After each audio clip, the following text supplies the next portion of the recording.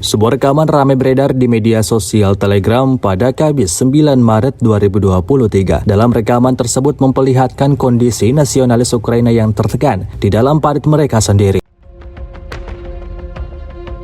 Prajurit Ukraina dikepung oleh tembakan konstan dari angkatan bersenjata Rusia ke arah Svatovo-Kremenaya. Akibatnya mereka tidak bisa berbuat apa-apa, hanya bisa terdiam diri di dalam parit seperti yang terlihat dalam rekaman. Kedua prajurit Ukraina di parit yang berbeda itu tampak mengabadikan momen saat mereka hanya bisa terbendung dan ketakutan di dalam parit. Hingga video ini beredar, beragam komentar dituliskan warganet.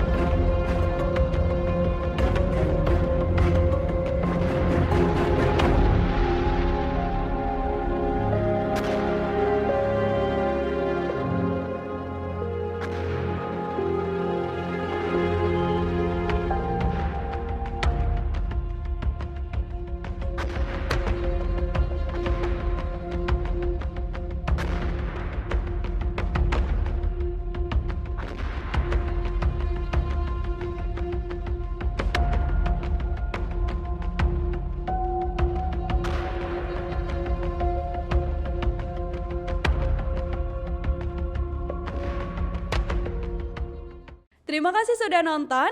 Jangan lupa like, subscribe, dan share ya.